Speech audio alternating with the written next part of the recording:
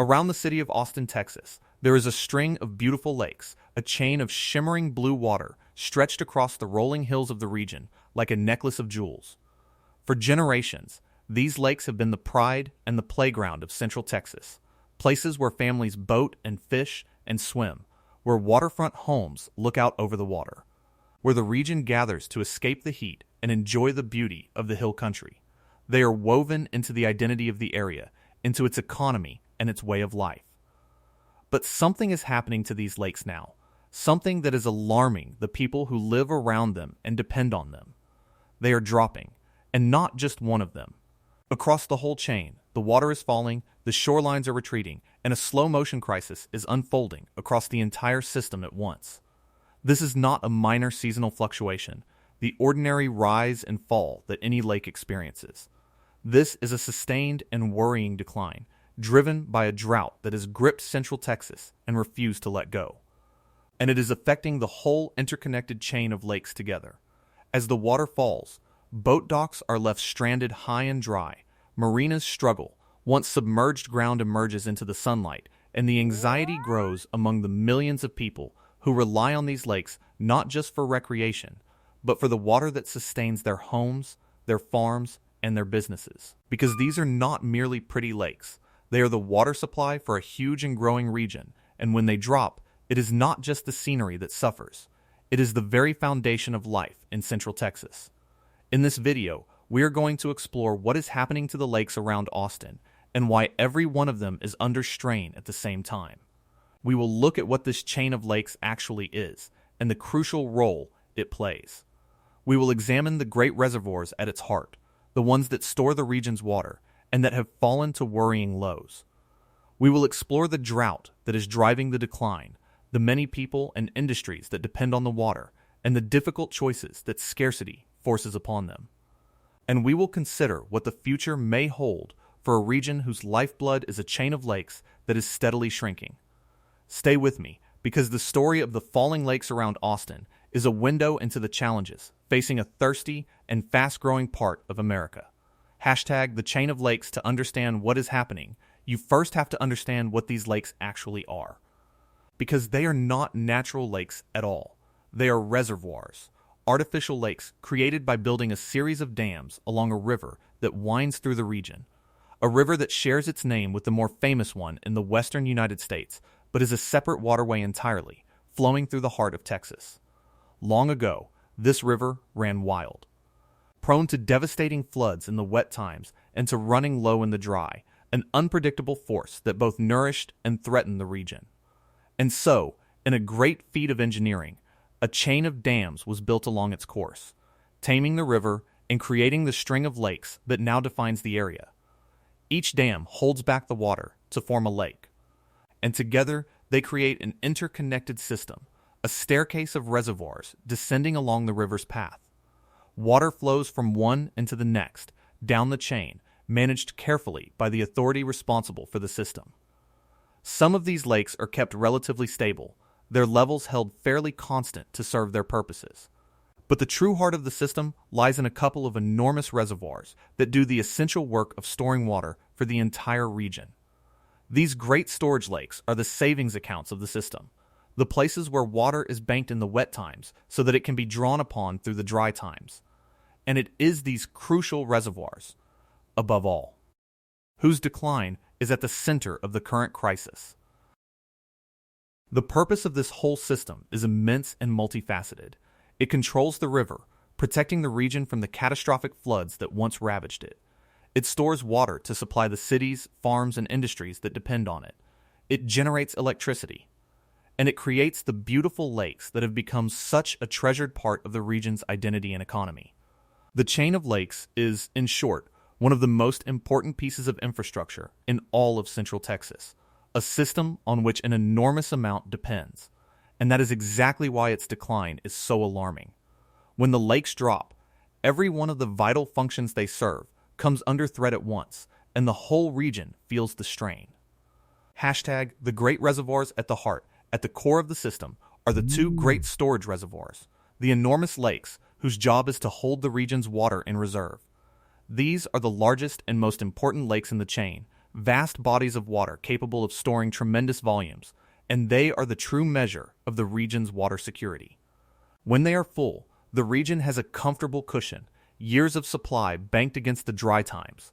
When they fall, that cushion shrinks, and the margin of safety grows thin.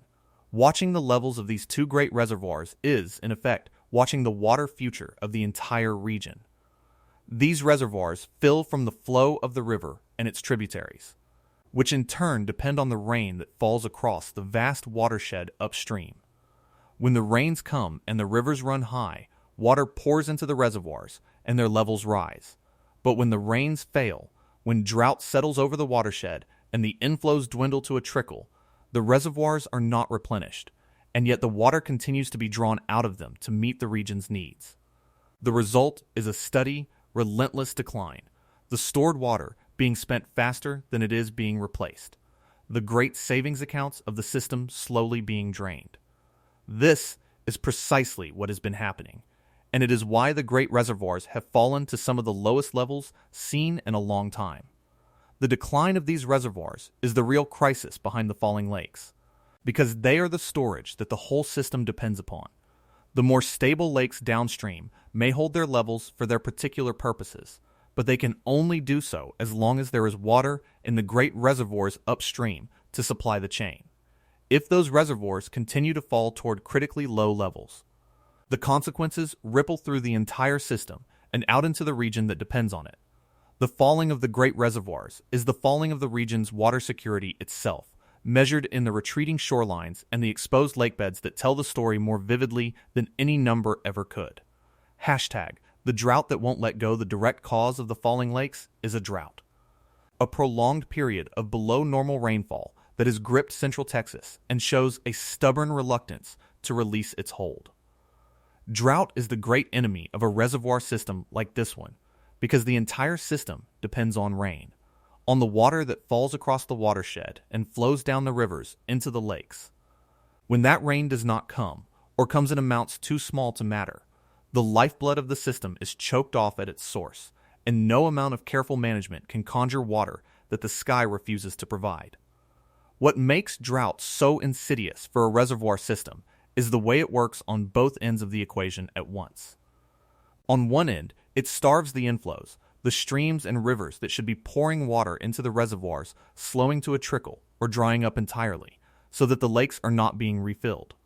On the other end, the same hot, dry conditions accelerate the loss of water from the lakes themselves, as the relentless sun and the parched air pull moisture up off the surface of the reservoirs through evaporation, stealing water directly from the supply. And all the while, the demand for water continues, as people and farms and industries keep drawing on the lakes to meet their needs.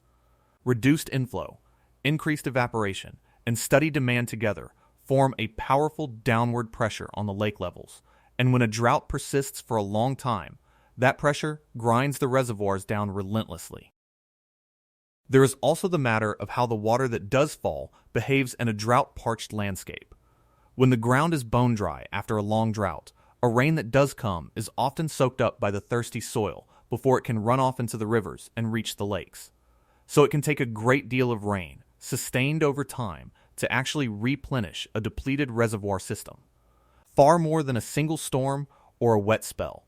This is why the lakes can remain stubbornly low even after some rain has fallen, and why the region's water managers are so cautious about declaring the crisis over. The drought has dug the lakes into a deep hole, and climbing out of it requires not just a little rain, but a sustained return to wetter conditions, something that no one can guarantee. Hashtag, a system under strain together. One of the most striking aspects of this crisis is how it affects the entire chain of lakes at once, because they are all part of a single interconnected system. When the great storage reservoirs at the heart of the chain fall, the effects are felt throughout, and the strain is shared across the whole region that the lakes serve. This is not a case of one isolated lake having a bad year while the others are fine. It is the whole system, the entire chain, under pressure together, which is what makes the situation so serious and so visible. As the water falls, the physical evidence appears everywhere around the lakes, and it is striking to behold. Shorelines that were once at the water's edge now sit far back from it. with wide expanses of dry, cracked lakebed exposed where water used to be. Boat docks and ramps that were built to float on the water or to reach it find themselves stranded, left high and dry as the lake retreats away from them, sometimes to the point where boats can no longer be launched at all. Marinas struggle as the water pulls away from their facilities. Islands and points of land emerge that are normally submerged, and in some cases, long hidden features of the landscape, old structures or remnants from before the lakes were filled, reappear from beneath the retreating water, ghostly reminders of the world that existed before the dams. The lakes themselves shrink and change shape, their character transformed by the loss of water. For the communities built around the lakes, this transformation is deeply distressing.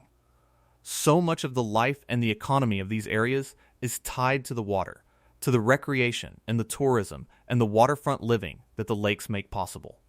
When the lakes drop dramatically, that whole way of life is disrupted. The businesses that depend on lake tourism suffer. The value and enjoyment of waterfront properties are diminished. The recreational opportunities that draw people to the region are curtailed. The falling of the lakes is not just an abstract water supply problem measured in percentages and projections.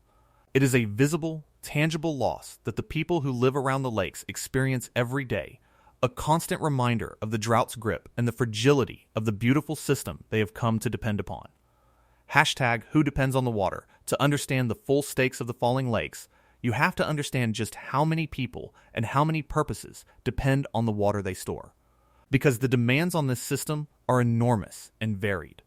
The chain of lakes is not just a recreational amenity.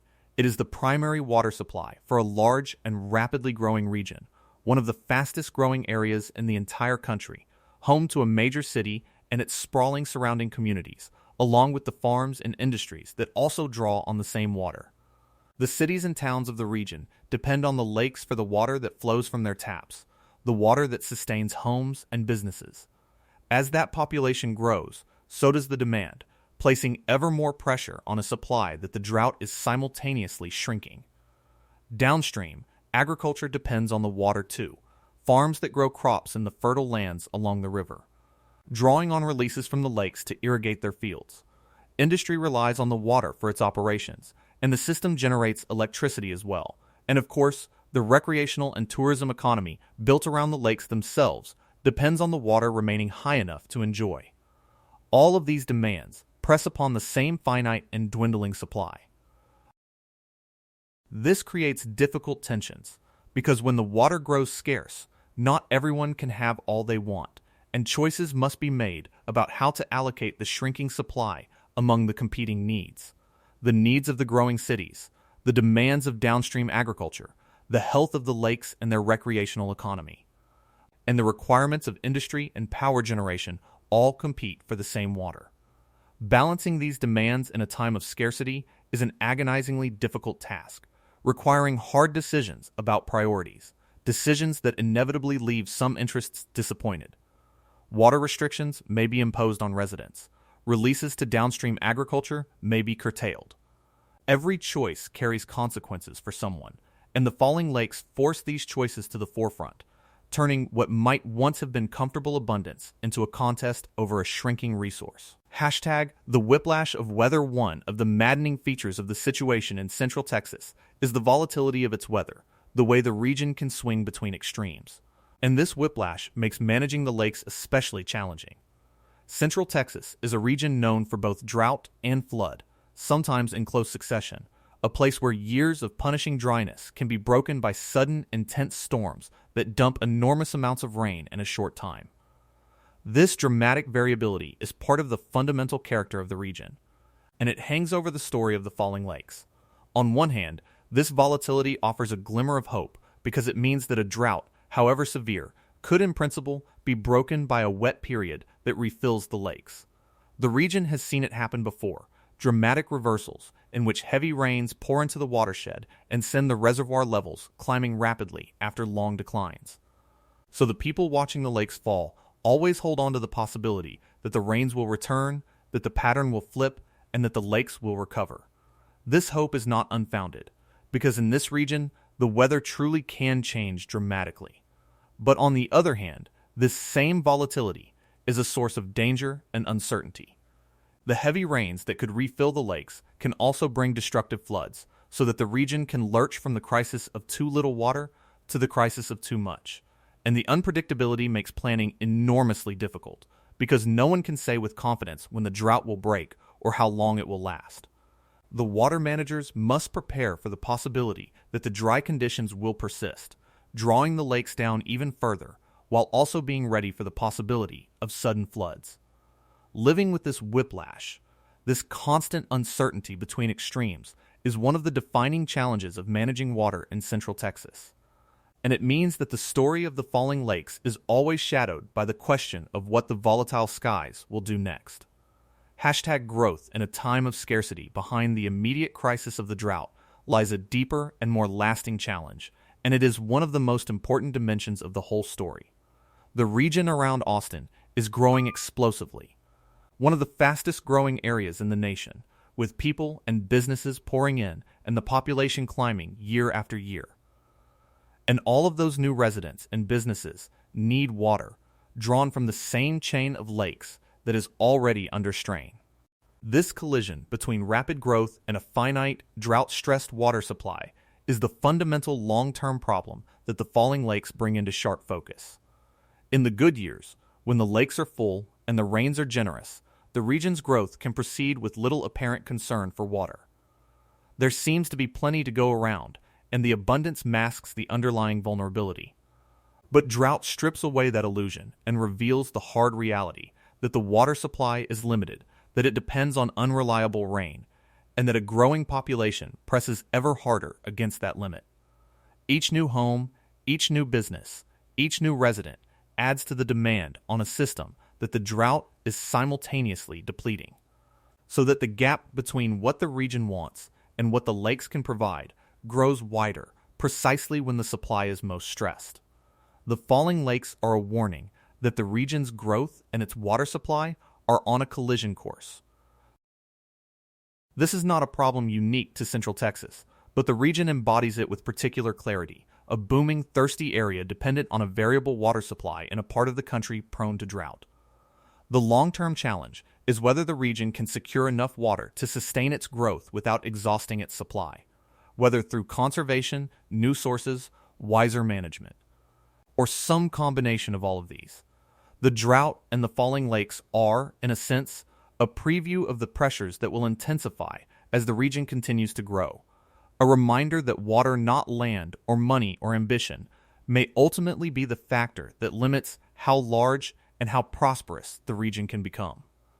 Confronting that reality and planning for a future in which water can no longer be taken for granted is the great task that the falling lakes place before the people of Central Texas. #the uncertain future of the lakes, so the lakes around Austin continue to fall. All of them together, their shorelines retreating, and their exposed beds telling the story of a drought that will not release its grip, and a region whose thirst keeps growing. The falling lakes are a measure of the region's water security, and right now, that measure is pointing toward caution and concern.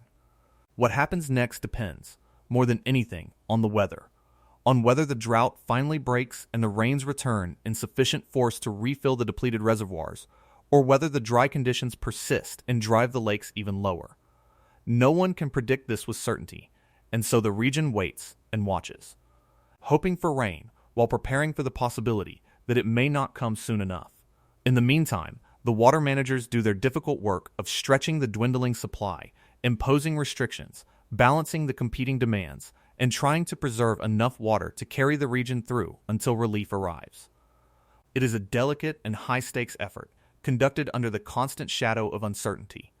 But beyond the immediate question of the current drought lies the deeper and more enduring challenge, the one that will remain even after this particular dry spell ends. The region must reckon with the fundamental truth that its water supply is finite and variable, that its explosive growth is pressing against the limits of that supply, and that droughts like this one are a recurring feature of its climate, likely to return again and again. The falling lakes are not just a temporary crisis to be weathered and forgotten.